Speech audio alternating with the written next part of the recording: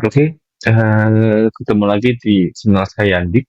Di sini adalah pertemuan materi kita yang keenam, yaitu di sini saya akan membahas tentang fungsi, parameter, dan return value.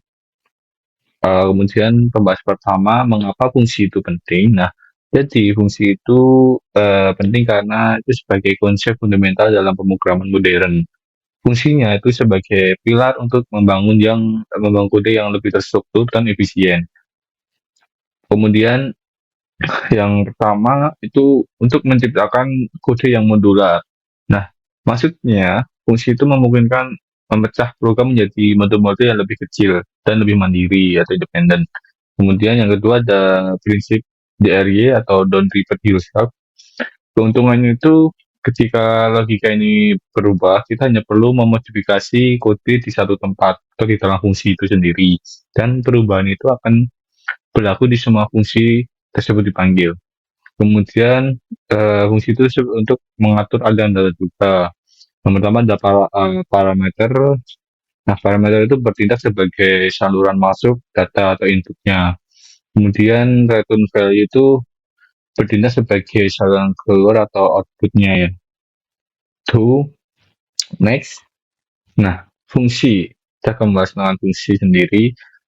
Fungsi itu merupakan struktur dasar dalam pemrograman yang memungkinkan untuk menghubungkan serangkaian pernyataan kode yang melakukan satu tugas secara spesifik. Ya, secara spesifik. Nah, tujuan utamanya itu yang pertama adalah modularitas, yaitu memecah program besar menjadi unit-unit kecil yang independen dan mudah dipahami. Nah, maksudnya, jadi di dalam sebuah blok atau blok fungsi itu sendiri, teman-teman ingin membuat apa ya namanya blok menanyakan nama dan umur lah, menanyakan nama dan umur. Jika teman-teman ingin membuat sebuah kutip untuk menanyakan nama, teman-teman perlu berbagai kutip banyak ya untuk menjalankan kode itu sendiri. Jadi kan di kode yang teman-teman buat untuk menanyakan nama itu teman-teman bisa pindah ke blok fungsi. Jadi nanti waktu kita teman-teman jalanin bloknya itu teman-teman tinggal ambil blok fungsi itu yang di dalamnya itu udah terdapat itu penanyaan nama. Jadi nanti teman-teman tinggal ambil aja blok fungsi itu untuk dijalankan di program teman-teman. Itu. Kemudian yang kedua ada reasabilitas atau dapat digunakan kembali. Nah, fungsi itu dapat dipanggil berkali-kali dari berbagai bagian program tanpa perlu menulis ulang kode di dalamnya. Seperti yang saya bilang tadi ya. Jadi eh, teman-teman nggak perlu ulang-ulang kode nggak perlu ulang-ulang kodenya lah. Teman-teman tinggal itu aja, ambil blok fungsinya itu, tempel aja gitu. Jadi teman-teman nggak usah buat lagi kode-kode itu lagi, atau nggak usah ngulang. Yang ketiga ada abstraksi, yaitu menyembunyikan detail implementasi. Nah, teman-teman cukup tahu apa yang dilakukan fungsi, misal itu rata-rata, tanpa perlu tahu bagaimana fungsi itu bekerja atau melakukannya. Kemudian di dalam fungsi itu juga terdapat struktur. Yang pertama adalah fungsi itu didefinisikan sebagai nama. Jadi nama blok lah intinya.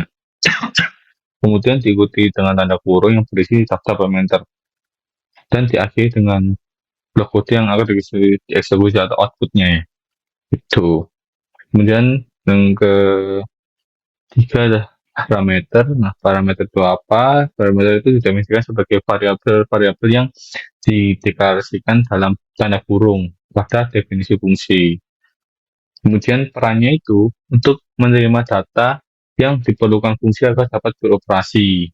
Tanpa parameter ini fungsi tidak dapat bekerja dengan input data yang berubah-ubah gitu. Contohnya nih, nah di dalam hitung luas. Nah, hitung luas ini merupakan nama fungsinya. Kemudian panjang dan lebar ini merupakan parameternya. Tuh. Dan yang keempat adalah return value atau nilai kembali. Nah, apa itu return value? Nah, return value itu adalah hasil akhir output yang dihasilkan fungsi Setelah ia menyelesaikan eksekusinya dan data tersebut dikirim kembali ke pemanggilnya. Jadi dia itu ke mengeluarkan output, kemudian data akan dikirim kembali ke pemanggil atau fungsinya itu. Seperti itu kira-kira. Nah, di sini ada contohnya, saya akan memberikan contoh. Ini ya, definisi fungsi. Nah, def, kita, ini di Python ya, def, hitung total harga. Nah, hitung total harga itu merupakan nama fungsi, kemudian harga barang merupakan parameter atau input yang dibutuhkan. Kemudian kita buat variabelnya dulu, PPN sama dengan 11% ya, 0 atau 0,11%, 0,11. Kemudian besar PPN itu sama dengan harga barang dikali PPN. Nah, kemudian total harga sama dengan harga barang plus besaran PPN. Kalau ditambah besaran PPN ya. Nah, data value-nya, nah ini total harga ya. Jadi dia akan mengulang nih total harganya. Nah, kemudian ini kita buat ini ya pemanggilan ya. Pemanggilan fungsi dan argumen. Harga awal buku itu 50.000. Nah, harga akhir buku itu sama dengan harga hitung total harga. Total harga itu ini ya. Nah, ini. Jadi ini tuh merupakan rangkaian dari hitungan total harga ini. Jadi penghitungan ya, perhitungan total harga ini, maka nanti akan eh, harga akhir buku itu akan dikalikan dengan PPN. Nah, hitung total harga ini merupakan PPN dikalikan dengan harga awal buku 50.000. Jadi PPN-nya akan dikalikan dengan harga awal buku 50.000. Ini juga sama. Kemudian kita akan tampilkan outputnya, kita print harga awal buku merupakan 50.000 seperti di sini, harga awal buku 50.000. Kemudian harga total buku atau termasuk PPN ya nih sama dengan tuh RP harga akhir buku atau yang ini harga akhir buku kan itu dikalikan ya 11 dan dikalikan 50.000. Nah nih maka hasilnya akan menjadi 555 atau 55.500 gitu. Ini juga sama nih. Kemudian kita nah sama lah intinya sama gitu. Jadi kesimpulannya fungsi itu kita anggapnya sebagai resep makanan. Kemudian kalau di dalam kode itu fungsi itu merupakan blok kode yang menjalankan tugas. Kemudian parameter itu sebagai resep bahan. Kita bahannya seperti gula lah, garam lah, kopi gitu. Atau kalau dalam kode merupakan variabel inputnya. Kalau di return value itu merupakan standar kopi jadi water nih.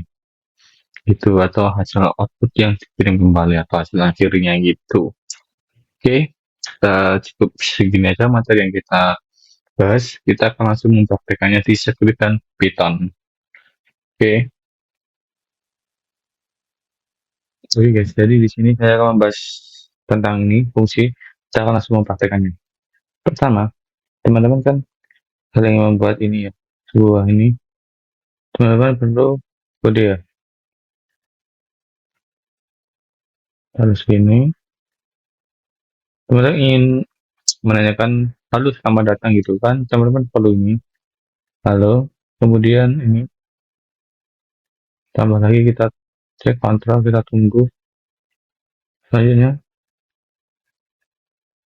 ini kita ubah jadi welcome. Nah, kalau disarankan kan gini. Halo, selamat datang.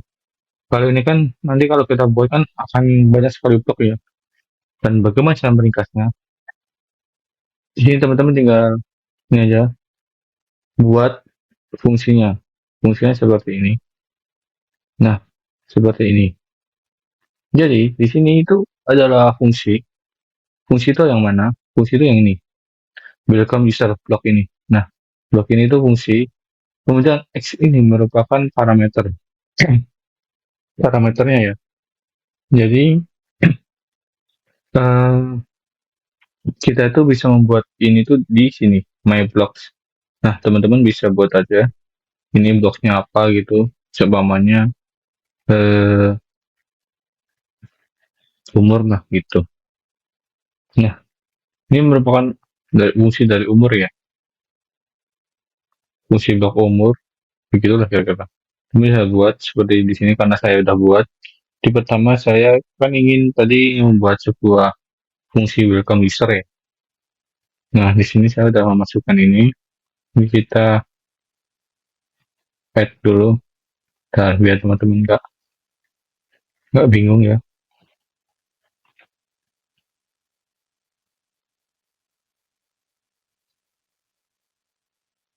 Kita buang dulu.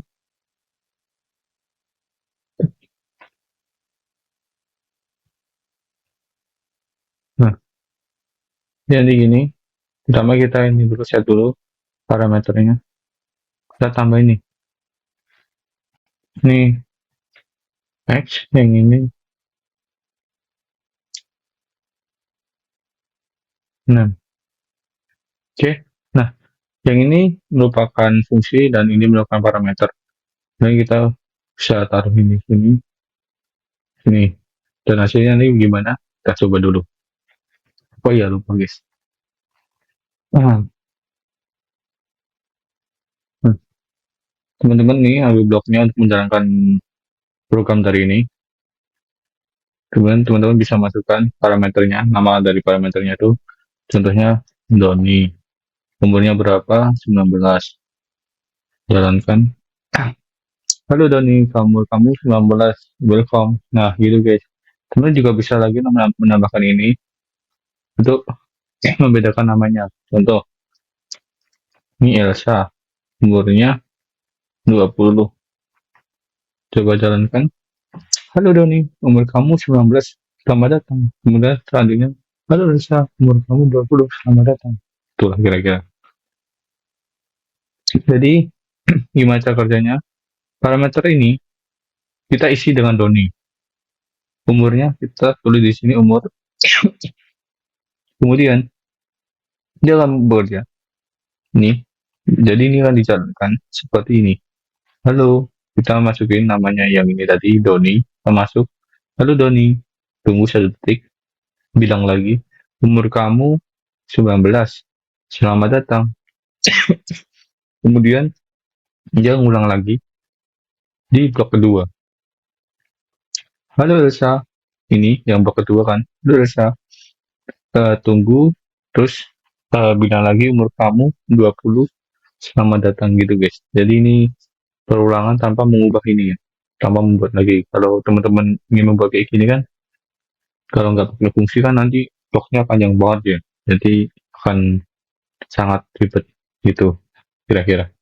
Kemudian yang kedua kita akan membuat ini double number. Teman bisa buat ini bloknya double number, kemudian kasih parameternya number. Setelah itu teman-teman buat variabelnya base hasil dari double number ya. Ini kemudian teman-teman ini ambil yang operation kemudian perkalian, masukin parameternya, kemudian akan dikali dengan 4. Coba kita jalankan. Kita ambil ini double number, kita masukin parameternya 5. Nah, coba jalankan dulu. Oh iya, coba kita harus kasih ini saya untuk mengatakan kemudian hasil dari ini perkaliannya. Nah, 20. Jadi parameter 5 ini akan disimpan oleh satu variabel. Kita tampilkan dulu. Nah, 5 ini disimpan dalam hasil dari 5 kali 4 akan disimpan oleh variabel. Nah, kemudian kita bilang, nih, hasil dari variabelnya 20. Hasilnya kan 20, 5 kali 4 20. Jadi dia akan bilang 20. Gitulah kira-kira guys.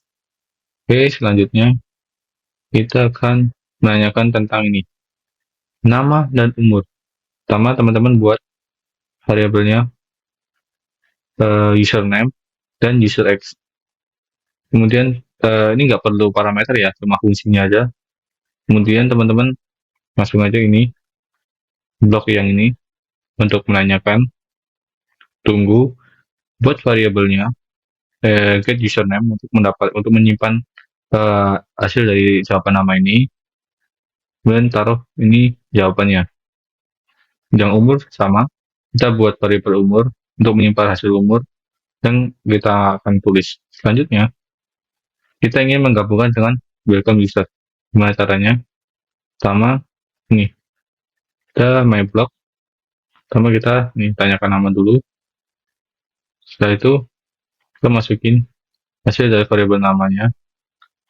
Setelah itu, kita tanyakan umur. Masukin variabel umur. Set, kita dijalankan. Lupa, kita masukin. Nah, kita nggak perlu lagi nih parameternya. Kita hapus. Push. Push. Oke. Kenapa kita nggak perlu? Karena kita ini udah buat dua fungsi nih, buat dua fungsi username sama user X. Jadi waktu kita jalankan, kita caranya gini. Siapa namamu? Kita anggap Doni. Halo Doni, berapa umur kamu? 19. Nah, jaga gini, umur kamu 19. Jadi selamat datang. Jadi kita nggak perlu buat lagi parameternya, karena kita udah buat fungsi. Jadi kita menumpuk bangunan blok ini ke satu bangunan. Jadi ini akan lebih efisien dan lebih ringkas. Sehingga kita waktu menjalankan program ini cuma membutuhkan satu blok aja guys. Gitu. Oke, untuk yang di script kayaknya cukup segini aja. Kita akan lanjut di Python. Jadi di sini memberitahu tentang membuat fungsi di Python. Nah, di sini saya udah membuat bahannya ya, karena tadi saya udah record, terus ada masalah tentang ini perikotannya. Jadi saya langsung aja ini biar nggak lama-lama. Pertama untuk membuat sebuah, nah kita mulai dari sini nih. Itu membuat awalan fungsi itu kita menggunakan def, kata kunci def atau definisi fungsi. Kemudian kita tulis fungsinya welcome user seperti yang di sini. Nih welcome user. Kemudian kita tulis ini parameternya kayak username, user X gitu. Kemudian kita print hello. Plus karena ini kita membuat ini ya,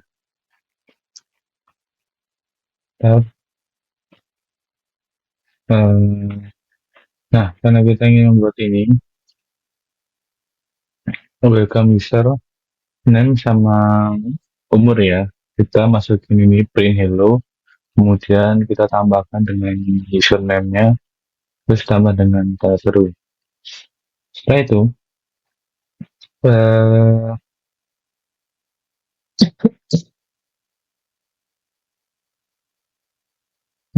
waktu kita jalankan nanti akan menjadi seperti ini.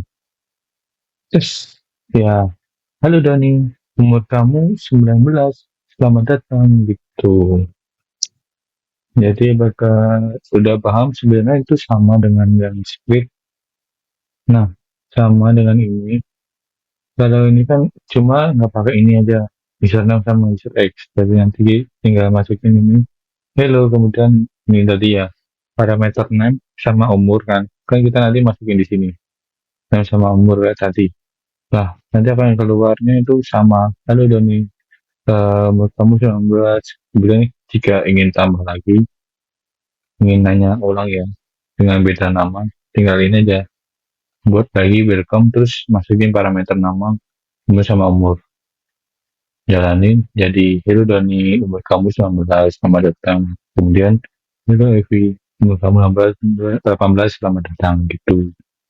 Selanjutnya kita akan membahas tentang double number. Nah, di double number ini kita tuh sebenarnya bisa melakukan di Python ya, di Python kita bisa menggunakan kata kunci return untuk pengulangan nilai.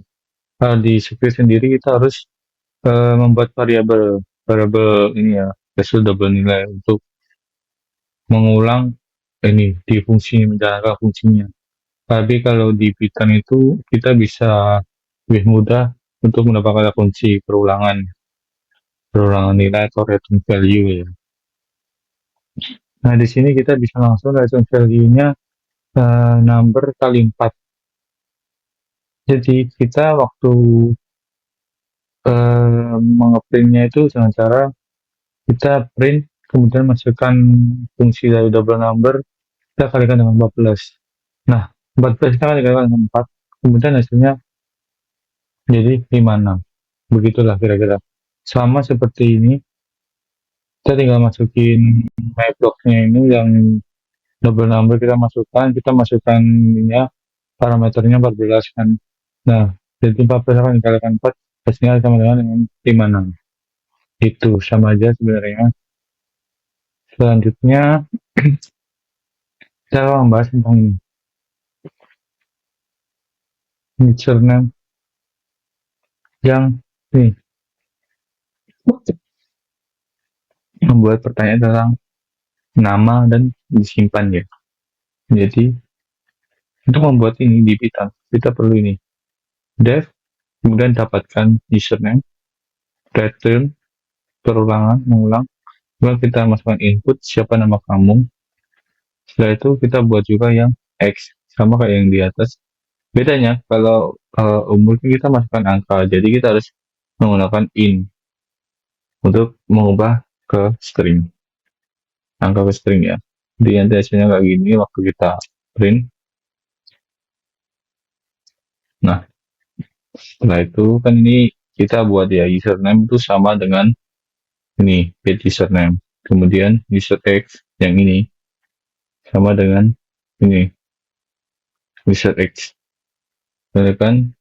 Kemudian welcome user sama dengan username sama dengan user X. Kita coba jalankan. Nah, siapa nama kamu? Doni. Berapa umur kamu? 19. Nah, jadi itu akan jadi seperti, halo Doni, umur kamu 19, selamat datang. Terus, gimana caranya kita menggabungkan satu fungsi ini menjadi satu fungsi, atau satu bangunan ini menjadi satu fungsi ya, seperti ini. Nah, seperti ini. Jadi kan ini kan di beberapa fungsi jadikan satu, kemudian satu fungsi ini menjalankan beberapa fungsi ya. Untuk menjalankan seperti itu kita perlu ini set, kemudian kita tinggal ini username sama dengan get username. Jangan lupa ini selanjutnya di sini kita juga masukkan user H sama dengan get user umur.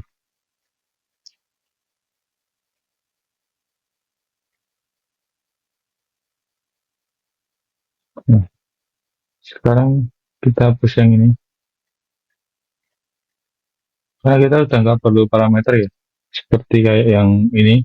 Nah, ini kan kita nggak perlu parameter lagi, kita hapus. Ini kita coba jalankan dulu. Siapa namanya?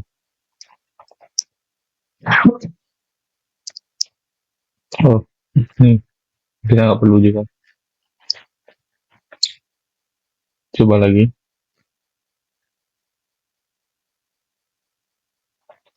Doni 19. Oh, ini guys, lupa. Ini harusnya kita nggak jalani ya. Jadi ulang-ulang. Kita stop dulu. Nah,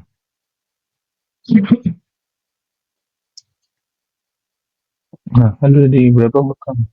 19. Nah, umur kamu 19. Selamat datang gitu guys. Jadi ini kan jadi satu keseluruhan ya. Satu keseluruhan sama seperti yang ini. Jadi ini dijalankan jadi satu fungsi dari beberapa fungsi ini. Ini masuk, terus langsung kita jalanin. Jadi kita nggak perlu nulis ini lagi username, user sama dengan get user ini, karena kita udah nulis di ini ya. Kita udah jadiin satu blok sama di fungsi welcome user. Nah, sama lagi satu lagi saya ingin memberitahu teman-teman jika kita print ini ya, kita mau print nih number nih, atau enggak ini aja ya, apa ya, eh iya number deh, kita coba print number, maka number ini tuh kita nggak print yang ini, jadi kita nggak bisa print yang ini. Kenapa? Karena eh, di kode ini tuh termasuk kode lokal, jadi kode ini kode lokal. Nah, kalau kode variabel global ini yang kayak gini, A sama dengan 2, A sama dengan 2. Jadi waktu kita print A, variabel A ya, itu hasilnya akan seperti ini. Nah, A. Kalau kita udah masukin variabelnya A itu sama dengan 2 gitu. Jadi begitulah.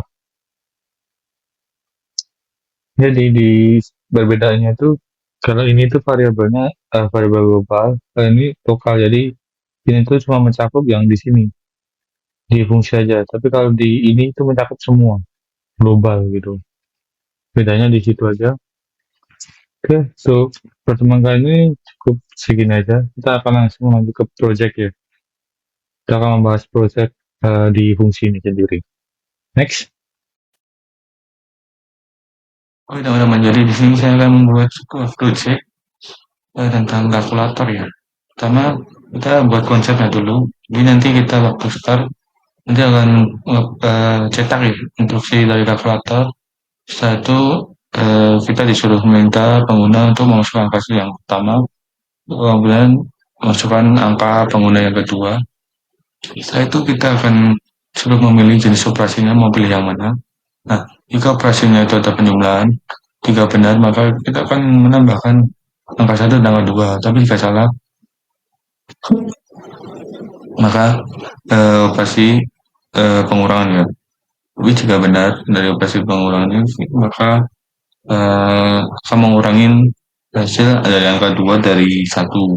Kemudian yang ketiga ada operasi perkalian. Jika benar maka akan mengalih angka 1 dan 2. Setelah itu jika operasi itu salah juga masih, maka akan melakukan operasi pembagian.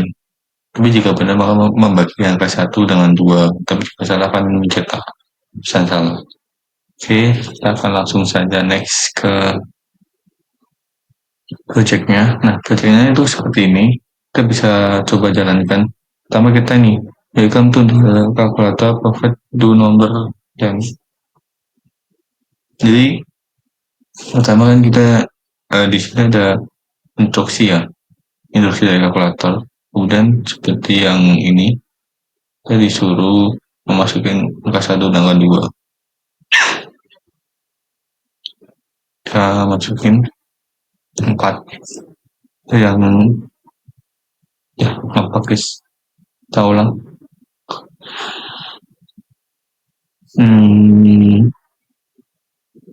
Ya, ini kebanyakan nampaknya itu masukkan 4, kemudian yang kedua kita akan masukkan ke yang kedua. Nah, di sini saya akan memilih si penjumlahannya, yaitu yang pertama. Nah, jadi 4 tambah 2 sama dengan 6. Karena kita memilih operasi pertemuan, maka 4 akan ditambah dengan 2, gitu guys. Terus gimana sih cara membuatnya? Nah, caranya itu pertama kita ini, banyak klik. Kemudian kita buat sebuah fungsi print instruction ya. Nah, untuk kodenya itu seperti ini.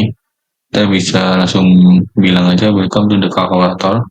Kemudian tunggu 2 detik, bilang lagi provide two numbers and then present type, type, kemudian tunggu lagi sama 2 detik. Setelah itu kita disuruh masukin angka 1 dan angka 2. Setelah itu kita disuruh memilih jenis operasi di mana yang teman-teman ingin pilih.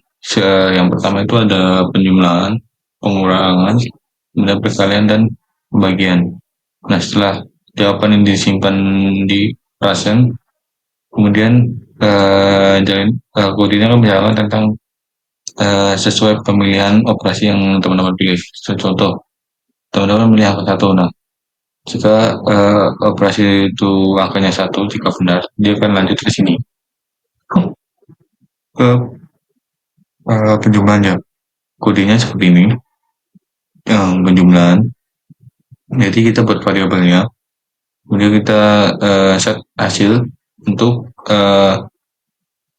hasil dari ini ya, satu seperti di sini angka satu yang kita masukkan ini ditambah dengan angka yang kedua, maka nanti hasilnya akan kita set di sini, hasil dari penambahannya, penjumlahan.